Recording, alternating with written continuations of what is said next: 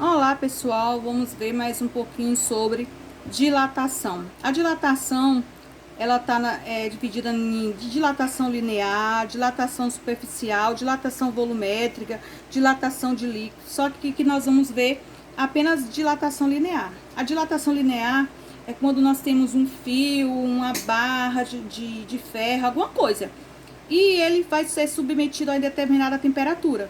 Ou seja, essa barra ela pode tanto aumentar de tamanho como diminuir, tá?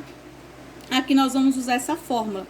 O ΔL, que significa o pedaço que essa barra vai sofrer o aumento ou diminuir. Aqui L0, o comprimento inicial que ela era antes de ser submetida à temperatura, e o coeficiente de dilatação, dependendo do material, esse coeficiente ele varia. E o ΔT é a variação da temperatura, a que ela estava no início e que ela passou a ser depois, tá? Por exemplo, o objeto estava a 50 graus, sofreu aumento, foi para 100 graus. Então, variação da temperatura final menos a temperatura inicial. Se no problema estiver pedindo temperatura, você vai escrever em colocar ΔT, você vai colocar temperatura final menos temperatura inicial aqui, tá? Um exemplo bem prático de onde que é utilizada a dilatação linear. Se você observar os trilhos do trem, entre uma barra e outra aqui existe um espaço. Por quê? Quando tem o aquecimento dessa barra do trilho, ela sofre uma variação, ela aumenta aqui, devido ao aquecimento da alta temperatura, tá? Então, isso é uma dilatação linear. Nesse exemplo aqui, nós temos aqui, ó, um fio de latão tem 20 metros de comprimento a 0 graus Celsius. Determine o seu comprimento final se ele for aquecido a temperatura de 80 graus Celsius. Considere o coeficiente de dilatação linear médio do latão. Esse aqui, como é um latão, né, ele o material é latão, o coeficiente dele é esse. Como eu já falei, esse coeficiente ele varia do material do objeto, tá? Então, aqui, ó, vamos separar os valores que ele me deu e vou descobrir o que ele quer. Por exemplo, eu tenho um fio de 20 metros. Então, aqui, por exemplo, ele é 20 metros aqui. Comprimento inicial, né, 20 metros.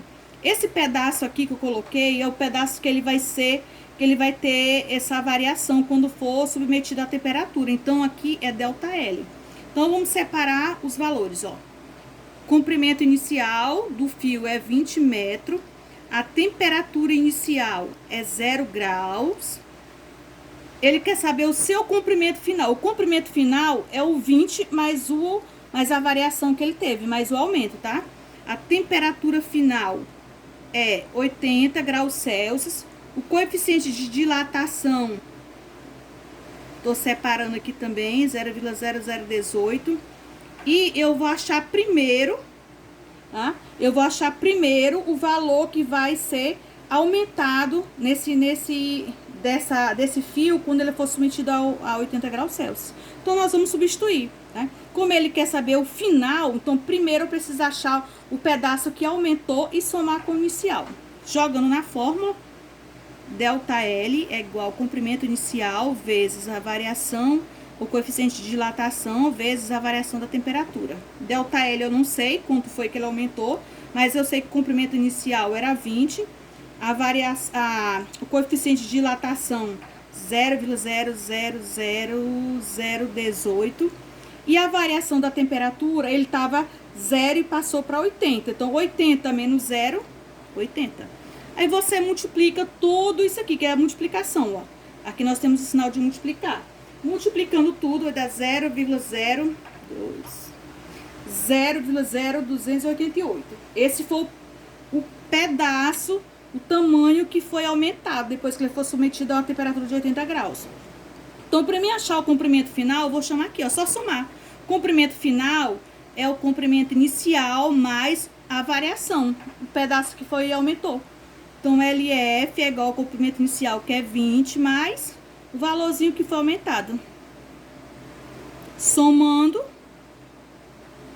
né? Vou só somar aqui. Só tem que ter cuidado com a vírgula. Então, esse foi o comprimento final, tá? Desse fio. E sempre ele vai me pedir o comprimento final? Não, depende. Quando você sabe que essa aqui é a fórmula. Quando você lê o problema, você vai separar os valores. Ele pode te pedir a temperatura, ele pode pedir o coeficiente de dilatação, tá? Ele pode te pedir somente o quanto que ele aumentou, tá? Pode pedir o comprimento inicial também, tá? Então varia de acordo com a orientação no comando da questão, você vai ver o que você vai achar, mas o primeiro passo é você separar os dados do problema e ver o que você precisa encontrar.